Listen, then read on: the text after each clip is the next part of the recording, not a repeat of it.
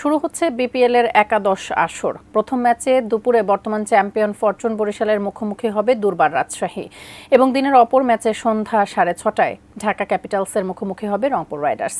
তবে প্রথম ম্যাচ শুরু হওয়ার আগেই টিকিট না পেয়ে স্টেডিয়ামের মেইন গেট ভাঙচুর করেছে উত্তেজিত দর্শক। হোম অফ ক্রিকেট মিরপুরে রয়েছেন সহকর্মী মৃণাল কান্তি কাজল, বিস্তারিত জানতে যুক্ত হচ্ছে তার সঙ্গে। মৃণাল, এই যে ভাঙচুরের পরিস্থিতি সেটির এখন কি অবস্থা এবং আইন শৃঙ্খলা রক্ষাকারী বাহিনী কি অবস্থান নিয়েছে? একটা জমজমাট আসর বিপিএল ঘিরে দর্শকদের একটা বাড়তি উন্মাদনা থাকে। এবার বাড়ির মতোই এবারও ছিল, গতবারও ছিল, প্রতিবারেই থাকে। এবং এই উন্মাদনাটাকে কিভাবে কন্ট্রোল করা যায় সেটা আসলে বাংলাদেশ ক্রিকেট বোর্ডের কাজ। সেই কাজটি আজকে এই বিপিএলের একাদশতম আসরের শুরুর দিনে আসলে বাংলাদেশ ক্রিকেট বোর্ড বলা যায় এখন পর্যন্ত ব্যর্থ। ভবিষ্যতে কী হবে সেটা এখন বলা যাচ্ছে না। তবে এই গতকালকে থেকে যে টিকিট নিয়ে অব্যবস্থাপনা এবং দর্শকদের মধ্যে টিকিট না পাওয়ার যে একটা হতাশা, ক্ষোভ, সেটা গতকালকে যখন দর্শকরা প্রকাশ করেছেন যে তারা টিকিট পাচ্ছেন না এবং টিকিট না পেয়ে হতাশ হয়েছেন, গতকালকেও তারা এই মিরপুরের ক্রিকেট স্টেডিয়ামের 2 নম্বর গেটে ক্ষুব্ধ এবং উত্তেজনা ছড়িয়েছিলেন এবং সেই জায়গা থেকেই গতকালকের পর আজকেও কোনো ব্যবস্থা নেওয়া হয়নি। দর্শকদের দাবি যে তারা অনলাইনে টিকিট পেয়েও সেই টিকিট প্রুভ করতে পারছে না এবং মধুমতি ব্যাংকে টিকিট দেওয়ার কথা ছিল, সেই ব্যাংকেও টিকিট পাওয়া যাচ্ছে না।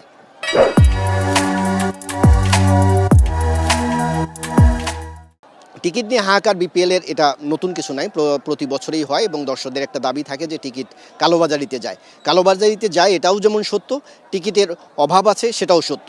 সব মিলে একটা সঠিক ব্যবস্থাপনার যে দরকার ছিল সেই ব্যবস্থাপনাটা এবারের বিপিএলের গভর্নিং বডির একটু খামতি আছে এবং সেই খামতি থেকে আজকে যেটা দেখা গেল একটা অনাকাঙ্ক্ষিত ঘটনা, সেটা হচ্ছে 2 নম্বর গেট ক্ষুব্ধ দর্শকরা ভাঙচুর করলেন এবং তাদের দাবি ছিল যে আমরা টিকিট পেতে সেই গ্রাম থেকে এসেছি, দূর দূরান্ত থেকে এসেছি, খেলা দেখতে চাই, নিজের টাকায় টিকিট কেটে খেলা দেখতে চাই, সেই সুযোগটা বাংলাদেশ ক্রিকেট বোর্ড দিবে, সেটাই তাদের একমাত্র দাবি ছিল। এবং এই দাবি থেকেই আসলে যখন দাবি মানা হচ্ছে না, টিকিট তারা পাচ্ছে না, সেই থেকেই আসলে এইরকম একটা অনাকাঙ্ক্ষিত ঘটনা ঘটে গেছে। এই মুহূর্তে আমি মিরপুরের 1 নম্বর গেটে আছি, যে গেট দিয়ে আসলে দর্শকরা এখন প্রবেশ করছেন। ঠিক কিছুক্ষণ আগে গেট খুলে দেওয়া হয়েছে দর্শকদের প্রবেশের জন্য এবং দর্শকরা তাদের কাঙ্ক্ষিত দলের খেলা দেখার জন্য মাঠে ঢুকতেছেন। এই আজকের দিনের প্রথম ম্যাচে বর্তমান চ্যাম্পিয়ন ফরচুন বরিশালের মুখোমুখি হবে দুর্বার রাজশাহী। অপেক্ষাকৃত দুর্বল দল হচ্ছে রাজশাহী এবং ফরচুন বরিশাল আসলে একটা টপ রেটেড দল গড়েছে, যেখানে তামিম ইকবাল তাদের অধিনায়ক এবং তাদের সাথে আছে 2 অভিজ্ঞ মুশফিকুর রহিম এবং মাহমুদুল্লাহ রিয়াদ এবং এর সাথে আরও বেশ কিছু ক্রিকেটার আছেন যারা আসলে এই ফরচুন বরিশালকে চ্যাম্পিয়নশিপ ধরে রাখার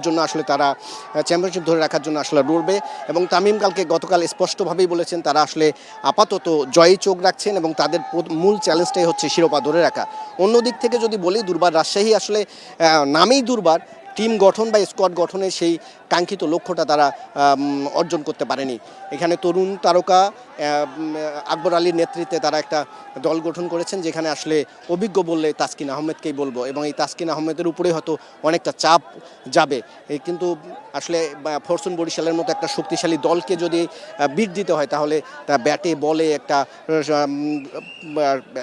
ভালো দল দরকার। সেই দলটা দুর্বল রাজশাহীর আসলে এবার নাই। সেই ক্ষেত্রে ফরচুন বরিশালকে আমরা এগিয়ে রাখতেই পারি।